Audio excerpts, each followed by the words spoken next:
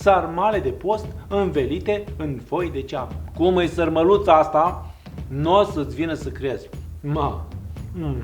Dacă respecti rețeta și nu ți-ai să trimite ingredientele la tine în bucătărie, ia uite.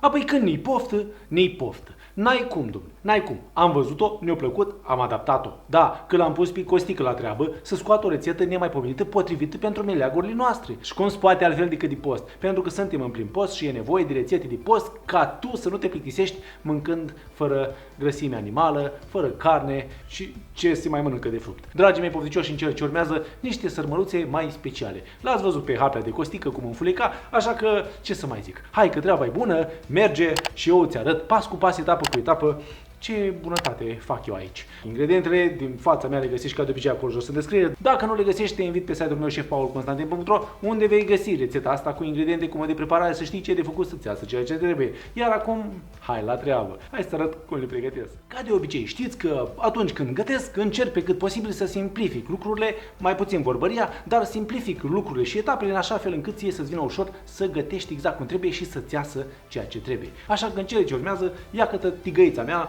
cu gura largă. Iau frumos și dau drumul la foc și las să se încingă puțin tigaia. Între timp, ce poți să faci decât să pui o leacă de ulei de măsline în cazul meu. Dacă nu ai ulei de măsline, poți să pui de floarea soarelui. Cât să zic, până acoperi și eu fundul acestei cratițe. De fapt, undeva la vreo 70 de ml de ulei de măsline. Între timp, dau și eu frumos ceapa deoparte. Nu te speria, asta urmează să o folosesc la rețetă. Că na, ați văzut deja cum arată produsul final. Acum că am pus uleiul în tigaie, am să pun două cepe, să zic, mai mărișoare așa, tocate mărunțel. Le pun aici. Am să pun și vreo 5 căței de usturoi mărunțiți la cuțit. Pun și pe ăștia tot acolo. Pun și piperul. Pun și sarea, undeva la vreo 5 grame de sare. Dacă o să mai fie nevoie, oricum vom gusta pe parcurs și mai adaptăm, ca să fie ceea ce trebuie. Iar toate ingredientele acestea nu fac altceva decât le trag la tigaie. Până când se înmoaie totul și devine ceapa sticloasă. Usturoiul și el s-a cunoscut cu ceapa, că vorba aia sunt verișori, și o țin așa din vorbă în vorbă până când se înmoaie sau se caramelizează ușor. Bine, hai să zic și timpul. Undeva la 3 minute. Atât o țin, nu mai mult. După 3 minute. După 3 minute mergem către următoarele ingrediente. Și anume, dragilor, am aici undeva la vreo 150 de grame de ciuperci la borcan, ghebe la borcan, vorba aia le-am pus împreună și le găsești în sus la recomandări, sau dacă nu, le găsești pe canalul meu de YouTube, ghebe la borcan Șef Paul Constantin, și le-ai găsit. După cum vezi, le-am mărunțit bine. Am aici cam 150 de grame mărunțite la cuțit, exact cum trebuie. Le-am pus aici. Acum cred că începe să capete sens de ce am pus usturoi la viitoarele mele sărmăluțe. Da, eu imit gustul de carne punând usturoi împreună cu ciupercuțe, în cazul în care ți-i poftă de carne. Ia privește și tu aici ce bine arată. Acum nu fac altceva decât trag puțin și această minunăție de ciupercuță împreună cu ceapa și usturoiul la tigaie. Cât? 2 minute, nu mai mult, un foc moderat spre mic. 2 minute mai târziu. Acum, dragilor, după 2 minute, clar că am să trec la următorul ingredient, și anume morcovul. Am aici undeva la vreo 150 de grame de morcov dat pe răzătoarea mică. L-am pus aici și iau și amestec. Amestec până când morcovul îl lasă din bunătăți. Uite așa, să cunoască și el căldura, să se cunoască toate între ele, ca să fie ceea ce trebuie. A, da, uitasem timpul, nu? 2-3 minute, nu mai mult. Cum? Ce ai zis să-i, Costică? E gata, au trecut alea 2 minute? Da, au trecut și dacă au trecut și. Eu fac din mâncare, tu vezi de treaba ta. Da, au trecut cele 2 minute de când stă și morcovul împreună cu bunătățile și le-am pus în tigaie. Nu le mai enumăr că le-am cam uitat. Voi le găsiți acolo jos în descriere sau pe chefpaulconstantin.ro. Acum, dragii mei, treaba e simplă. Opresc focul. Asta e șmecheria. Ce urmează să fac? Ei bine, să pun jumătate de ardei gras roșu, tocat la cuțit mărunțel, să pun o cană de orez pe care am spălat-o în vreo 2-3 ape și apoi am lăsat-o la înmuiat cu apă, am să dau deoparte surplusul de apă și am să pun doar orezul. Ce mai am aici? O linguriță de cimbru. O pun și pe asta. Mai am și frunzulițe de la o legătură de pătrunjel, tocate mărunțel. Și dacă te întreb ce mai are Constantin aici, ei bine, am să spun așa, mălai. De ce folosesc mălai? Ei bine, pentru că vreau să mă asigur că aceste viitoare sărmăluțe în foi de ceapă se vor lega de minune. Am undeva, să zic, la vreo aproape 50 de grame de făină de porumb. Ia câtă asta. Ei bine, din acest moment ce rămâne de făcut decât să amestec totul. Amestec frumos până când se omogenizează totul. câteva momente mai încolo. Ia că da, am amestecat totul. Ce rămâne de făcut decât să trec la pasul următor? Iar pasul următor sună cam așa. Compoziția la rece. Să se răcorească puțin, să poți să umbli cu ea cu mâna goală. Dacă nu, hai să folosești o lingură. O lași să se răcorească cât pregătești ambalajul. Ceapa. Hai să-ți arăt cum o pregătesc. Ei bine că toți am pomenit de ambalaj. Ambalajul e ăsta. Șeapa. Da, trebuie să recunosc că m-am inspirat după o rețetă turcească de astfel de bunătăți. Sarmale mai deosebite, de la turci. Și iată cum procedez. După cum vezi, am ales și eu niște cepșoare mai mărișoare. Și le fac cam așa. Vin așa, ajung până la jumătate și scot o felie. Asta. Ceapa rezultată o bag frumos în apă. Dar mai întâi să le rezolv pe toate. Bun, după cum bine ai văzut, apa mea clocotește. Da, obligatoriu să clocotească. De ce?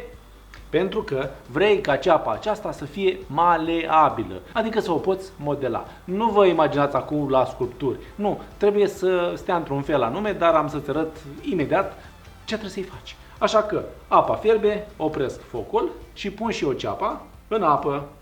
Pentru o leacă de gust am să-i pun și puțină sare, o ajut așa să moaie mai repede. Asta e o mică șmecherie pe care am descoperit-o eu la rețetă. Dragii mei pofticioși, capacul. Da, capacul. Și 10-15 minute nu te atingi de el. O lași așa, să moaie și apa, să o poți folosi la ce ai nevoie. Și unde mai pui, că între timp, numai bine ești cu tătii. Așa că hai puțin tică răbdare.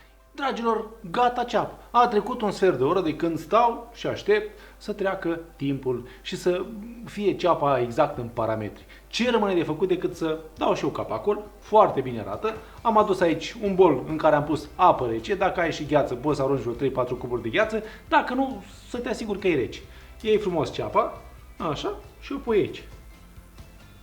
Ia cătă. Uite așa. De ce faci asta? Ei bine, să poți să umbli cu ea, să nu te frici. Uite așa. Și o lași puțin până când se răcorește și ceapă. Între timp scapi de oală și aduci lângă tine compoziția. Da, și ea s-a răcorit bunătatea de ea. Acum că s-a mai răcorit puțin ceapa, ei bine, iată ce trebuie să faci. Iei strat cu strat cu strat din ceapă și pui deoparte. Uite așa.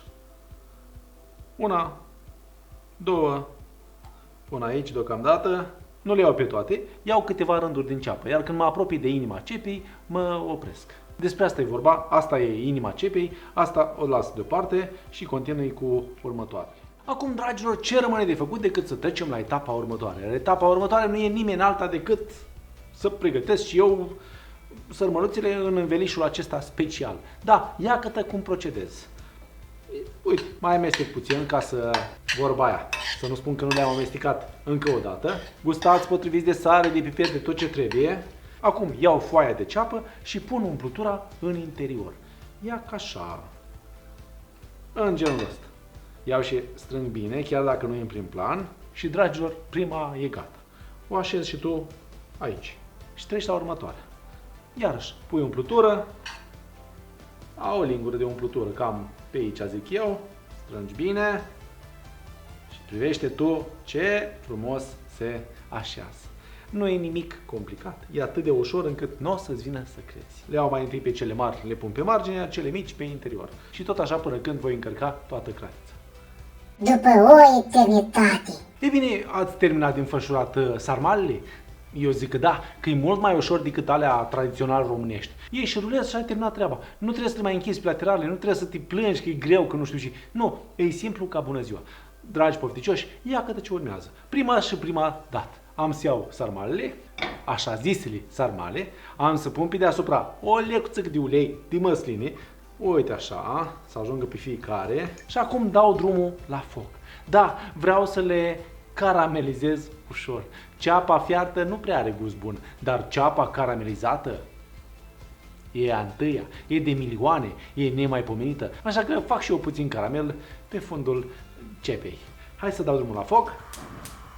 Focul moderat spre mic, aș zice eu, și le lăsăm puțin. Le lăsăm puțin să sfârie, să dezvolte acele zaharuri caramelizate pe fundul cratiței.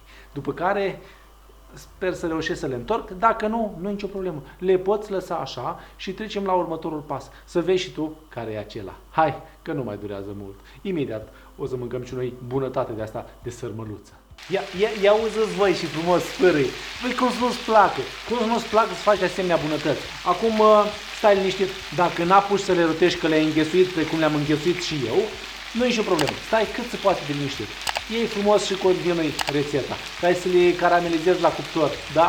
Asta e ideea. Și am aici 400 de ml de suc de roșii. Așa că hai să pun sucul de roșii. Îl pun peste tot. Și ia uite tu și fain sfârli. Acum și să-ți mai zic. Ai pornit toată șmecheria, ai pornit-o. Zaharurile caramelizate, ei bine, se vor desprinde de pe fundul cratiței datorită sucului de roșii. Și lasă așa să pornească fierberea cu toate bunătățile și le-am pus, după care via la cuptor. Da, să fac totul la cuptor, dar nu înainte de a mai pune o leacă de șimbru, ca o linguriță. Uite așa, să pun și niște fulgi de ardei iute, ca jumătate de linguriță. Dacă nu, pune și tu după gustul tău. Presar așa de colo-colo, încă o țărucă de sare, să aromatizăm totul exact așa cum trebuie. Dacă vrei, poți să pui și o frunzuliță, 2 de dafin, dacă vrei. Dacă nu, ajungi. Ei bine, toată șmecheria asta o dai la cuptor. O dai la cuptor și o lași. O lași la 180 de grade, căldură de jos și de sus, pe rândul din mijloc, nici mai mult, nici mai puțin de vreo oră. Să se rumenească partea deasupra, să fie apetisantă, să-ți dorești să servești nemaipomenita și bunătatea asta de rețetă. Dar pentru prima jumătate de oră îi pui capacul să fiarbă așa cum trebuie totul, după care scoți capacul și o lași să prindă o leacă de culoare, o leacă de crustă, să se facă exact așa cum trebuie o sărmăluță de asta învelită în șeapă. Mamă, abia aștept să mănânc, să vă spun și vouă și eu ieșit aici. Opresc focul, că am terminat treaba aici. Pun capacul și iau toată șmecheria și la cuptor cu ea, la 180 de grade. Ei bine, ia uite tu aici ce bine arată. Da, uite tu aici ce bine arată. Abia aștept să mănânc sărmăluțele astea minunate învelite în foi de șeapă. Da? O nebunie, nu altă. Și rămâne de făcut decât să dau și mânușile astea jos. Dragii mei pofticioși, pe deasupra o leacă de verdeață. Uite așa, să împrospătăm totul. Ei bine, fac și eu o fotografie de final și ne auzim cu marea degustare, că nu mai pot de poftă, vei, nu mai pot de poftă, arată într-un mare fel. Hai să vedem și eu ești aici dacă ești trebuie sau nu.